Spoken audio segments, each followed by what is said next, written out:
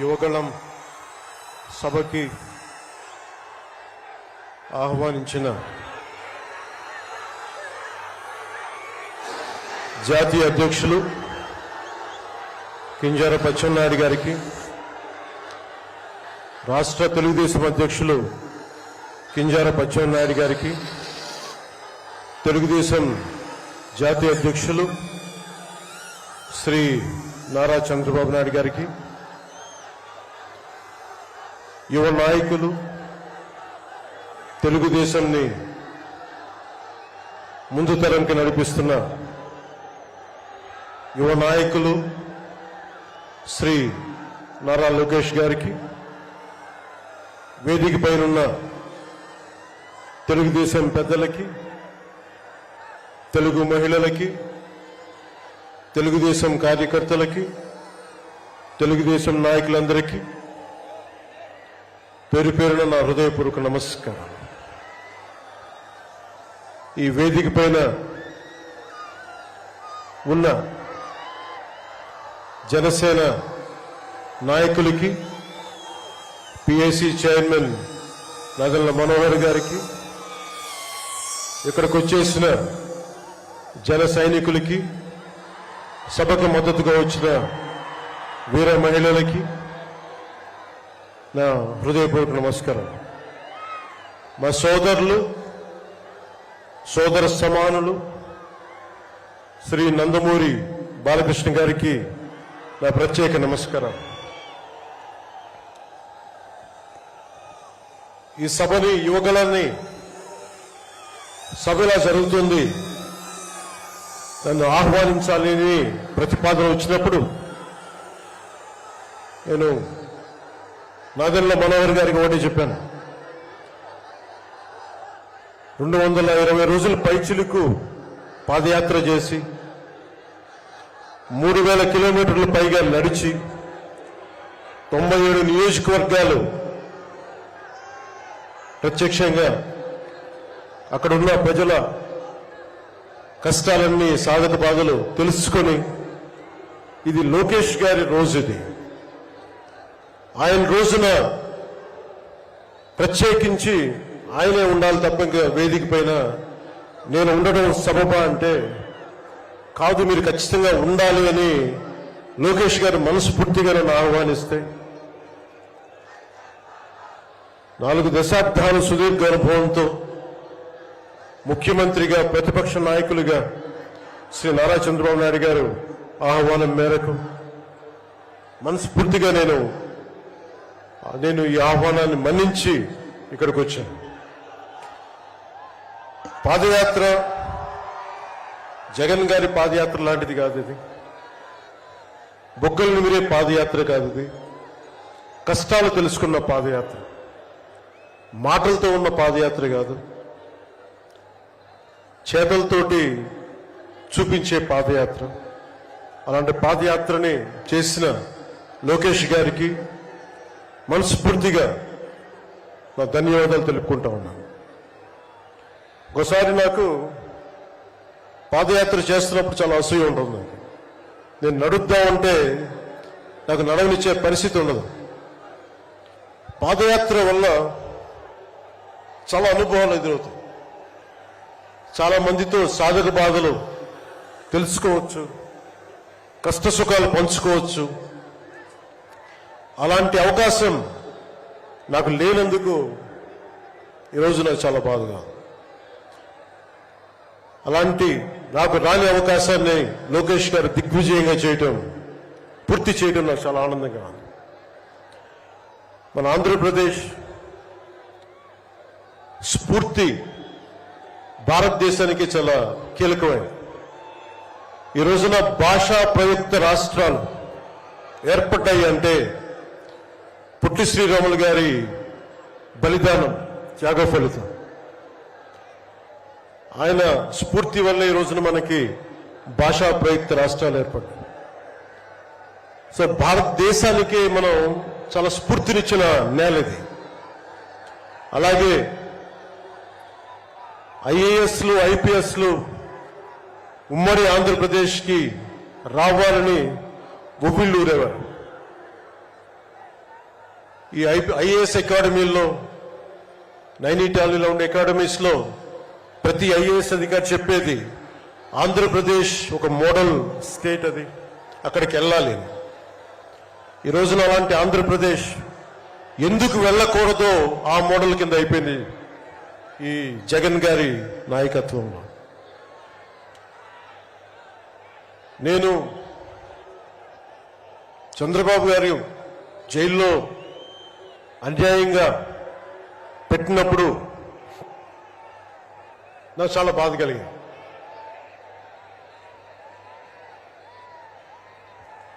కష్టాలు చూసిన వాడిని, కష్టాలు దగ్గరగా పెద్దల నుంచి చిన్నప్పటి నుంచి చూసిన వాడిని, కష్టాలు అనుభవించిన వాడిని, ఓటమి వచ్చినప్పుడు ఒంటరితనం ఎలా ఉంటుందో తెలిసిన వాడిని, ముఖ్యంగా శ్రీ నారా చంద్రబాబు నాయుడు గారి కుటుంబ సభ్యులు వేదన అర్థం చేసుకున్నవాడిని, శ్రీమతి భువనేశ్వరి గారి బాధని దూరం నుంచే అర్థం చేసుకున్నవాడిని. నేను ఏమి ఆశించి మద్దతు ఇవ్వలేదు. మనిషి కష్టాల్లో ఉన్నప్పుడు నా వంతు సాయంగా ఉండాలి అని చెప్పి బయటికి వచ్చి రాజమండ్రి జైలు వారిని మాట్లాడి ఇన్ని దశాబ్దాలు సుదీర్ఘ రాజకీయ అనుభవంతో జాతీయ స్థాయిలో ఎన్డీఏ లాంటి దీనికి పక్షానికి చాలా కీలకమైన బాధ్యతలు వహించిన వ్యక్తి, ఆయన్ని జైల్లోకి అన్యాయంగా పెట్టడం చాలా చాలా బాధ కలిగించింది. కాంగ్రెస్ నాయకులు చేసిన తప్పుకి సోనియా గాంధీ గారు పెట్టారు జగన్ గారిని జైల్లో. ఆ కక్ష చంద్రబాబు గారి మీద చూపించడం చాలా అవివేకం. ఇలాంటి పరిస్థితుల్లో రాష్ట్ర విభజన జరిగినప్పటి నుంచి 2014 నుంచి విభజన జరిగినప్పటి నుంచి ఈ రోజున హైదరాబాద్ రాజధాని ఆంధ్రప్రదేశ్కి తెలంగాణకి ఉమ్మడిగా అభివృద్ధి చేసిన రాజధాని. మనకి రాజధాని లేకుండా విభజన జరిగి సరైన పంపకాలు లేకుండా విభజన జరిగి ఇలాంటి కష్ట సమయాల్లో నేను ఆ రోజున తెలుగుదేశం పార్టీ, భారతీయ జనతా పార్టీకి సంయుక్తంగా నేను పోటీని విరమించుకొని మరీ మద్దతు ఇచ్చాను. దానికి కారణం కూడా ఒక దశాబ్దం పాటు ఒక పార్టీని నడపాలి అంటే చాలా బలమైన అనుభవం ఉండాలి.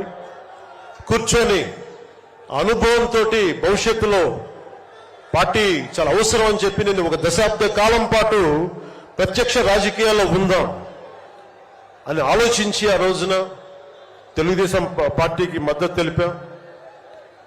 ప్రభుత్వం వచ్చింది ఆ రోజున. దురదృష్టవశాత్తు చిన్న అభిప్రాయ భేదాలు కావచ్చు, కమ్యూనికేషన్ గ్యాప్ వల్ల కావచ్చు 2019లో అది ముందుకు తీసుకెళ్ళలేకపోయాం. ఆ తీసుకెళ్లలేని లోటు, దాని తాలూకు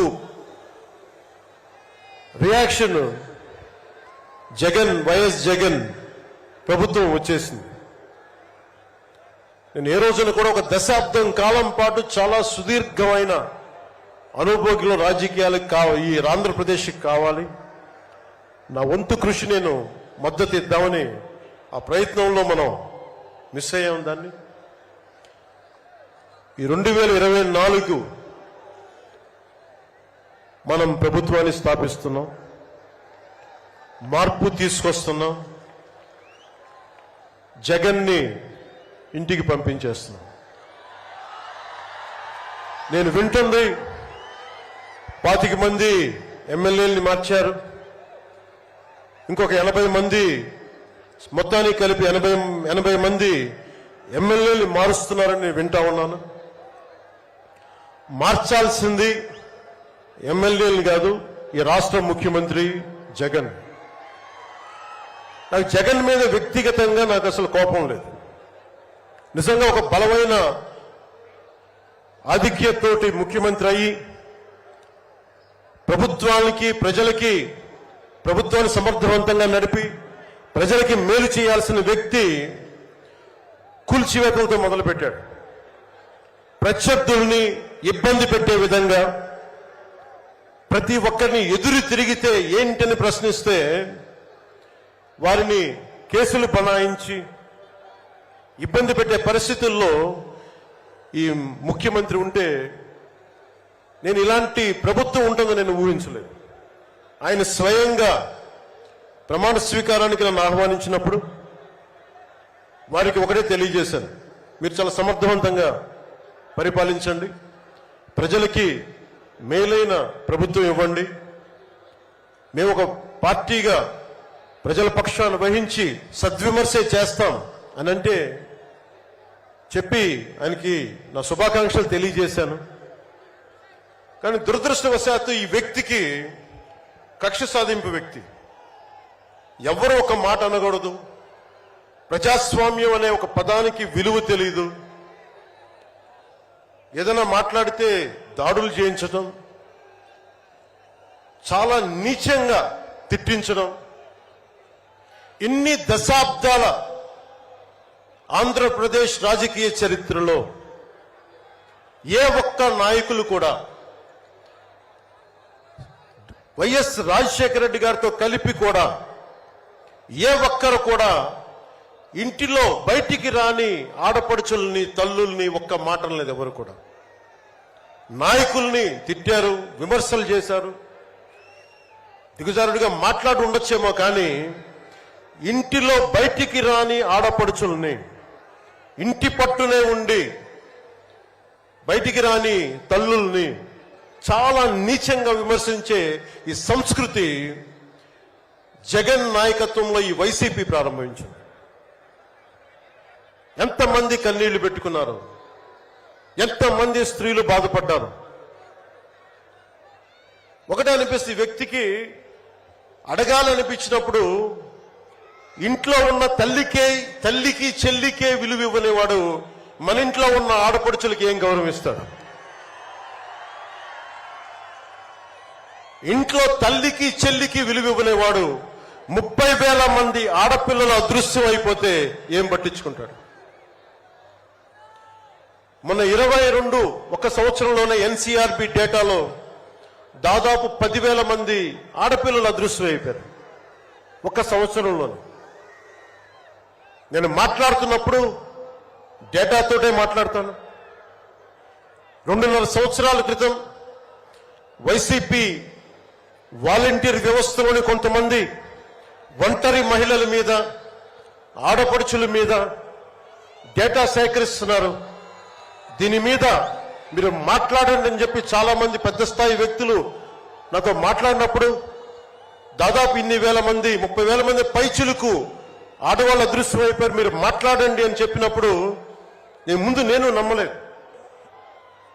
కానీ డేటా తెప్పించుకొని చూస్తే నేను గలవెత్తినప్పుడు వైసీపీ వాలంటీర్ వ్యవస్థ మీద ఆ రోజున ప్రత్యేకించి చెప్పాను, యువతకి ఉద్యోగాలు వస్తే చాలా ఆనందించేవాడిని. కానీ కొద్దిమంది వాలంటీర్స్ చేసే ఈ విధానాల వల్ల ఒంటరి మహిళలు, ఒంటరి ఆడవాళ్లు, భర్త లేని వారు చాలా అన్యాయాలకు గురవుతూ ఉంటే అన్నింటికి తెగించి నేను ఎప్పుడు గొంతెత్తినా ఓట్లని బేస్ చేసుకొని మాట్లాడను, మార్పుని బేస్ చేసుకొని మాట్లాడతాను, మార్పుని ఆధారం చేసుకొని మాట్లాడతాను. వారాహి యాత్రలో ఆ రోజు ప్రారంభిస్తే నా మీద విపరీతమైన దాడులు జరిగినాయి, విపరీతమైన విమర్శలు, కువిమర్శలు అన్నిటినీ భరించాం. చివరికి విశాఖపట్నంలో కూడా నేను ఎయిర్పోర్ట్ నుంచి మనకి పార్టీ కార్యక్రమాలకు వస్తూ ఉంటే పోలీసుల చేత నన్ను రానివ్వకుండా చేసి, ప్రజలు నమస్కారం చేస్తుంటే ప్రతి నమస్కారం చేయడానికి కూడా ఒక ఉన్నత స్థాయి అధికారి చాలా నీచంగా మాట్లాడి కూర్చోమని చెప్పే స్థాయికి వెళ్ళిపోయింది ప్రభుత్వం. పొరపాటు ఆయన పక్కనే స్టాండింగ్ ఇన్స్ట్రక్షన్స్ వస్తా ఉన్నాయి అధికారికి. పొరపాటు ఆయనకి స్పీకర్ ఫోన్ నొక్కుకుపోయింది అధికారి మాట్లాడుతూ ఉంటాయి. మనందరికీ తెలిసిన మాట్లాడితే అన్నిటికీ అన్ని శాఖలకి మంత్రి అయిన ఒక పెద్ద మనిషి ఆయన గొంతు వినిపిస్తా ఉంది. ముందుకు వెళ్ళనివ్వకండి, కూర్చోబెట్టండి, ఇవన్నీ మాట్లాడుతూ ఉన్నారు ఆయన. నాలాంటి వాడికే ఇలాంటి ఇబ్బందులు వస్తే సగటు మనిషికి ఎలా ఉంటుందో మీరు ఆలోచించండి. సుదీర్ఘమైన అనుభవం ఉన్న శ్రీ చంద్రబాబు గారికే ఇలాంటి పరిస్థితులు వచ్చినప్పుడు సగటు మనిషికి ఎలా ఉంటుంది? చాలా అనుభవజ్ఞులైన ఒక్కొక్క సీనియర్ నాయకులకే ఇలాంటి పరిస్థితులు ఉంటే రేపొద్దున భవిష్యత్తులో ఇంకొక మారు వైసీపీ ప్రభుత్వం వస్తే ఎవ్వరూ ఇళ్లలో ఉండలేరు, ఆంధ్రప్రదేశ్లో ఉండలేరు, పెట్టుబడులు రావు. ఇవన్నీ మారాలి. నేను 2021లో ఇప్పటం సభలో వైసీపీ వ్యతిరేక ఓటు చీలనివ్వను. దానికి నాకేదో అద్భుతాలు జరుగుతాయని కాదు, కానీ నిజంగా యువత భవిష్యత్తును దృష్టిలో పెట్టుకొని, మహిళల భద్రతను దృష్టిలో పెట్టుకొని, మనకి వ్యాపారస్తుల పెట్టుబడులను దృష్టిలో పెట్టుకొని, సంక్షేమాన్ని దృష్టిలో పెట్టుకొని ఈ వైసీపీ ప్రభుత్వం మారాలి. వైసీపీ వ్యతిరేక ఓటు అన్ని కలిపి ఏకతాటిపై ఒక ప్లాట్ఫామ్ పైన రావాలని చెప్పి ఆ రోజు నేను కన్నా కోరిక, నా ఆలోచన ఈ రోజున మన ఉత్తరాంధ్రలో యువగలంలో ఈ విధంగా కనిపిస్తున్నప్పుడు ఒకవైపు తెలుగుదేశం నాయకులు, ఇంకోవైపు జనసేన నాయకులు, దానికి మద్దతుగా మీరందరూ రావడం నాకు నిజంగా చాలా ఆనందం కలిగిస్తుంది. మనం ఈ రోజున ప్రారంభించిన యాత్ర, ఈ రోజున ప్రారంభిస్తున్న ఈ క్షణాలు ఆంధ్రప్రదేశ్ భవిష్యత్తుని నిర్దేశించే క్షణాలు ఇవి. ఆంధ్రప్రదేశ్ భవిష్యత్తుని మనకి చాలా బలంగా నిర్దేశించే క్షణాలు. ఈ రోజున నేను భారతీయ జనతా పార్టీ, నరేంద్ర మోదీ గారి నాయకత్వంలోని భారతీయ జనతా పార్టీ అలయన్స్ లో ఉండి కూడా అందరూ అనుకుంటా ఉన్నారు, ఎలాగ మాట్లాడావు, మోసం చేశావు భారతీయ జనతా పార్టీ. చాలా మంది కొంతమంది మాట్లాడుతూ ఉంటే వైసీపీ నాయకులు, వారందరికీ నేను సభాముఖంగా తెలియజేస్తున్నాను, ఆంధ్రప్రదేశ్ పరిస్థితులు ప్రత్యేకంగా నేను జాతీయ స్థాయి నాయకులకు వివరించాను. వారికి వివరించి నాకు వేరే దారి లేదు. నాకు రోడ్డు మీద తిరుగుదామంటే కేసులు పెడతా ఉన్నారు, ప్రజాస్వామ్యబద్ధంగా గళం విప్పుదా ఉంటే కేసులు పెడతా ఉన్నారు, వ్యవస్థల్ని నిర్వీర్యం చేస్తా ఉన్నారు.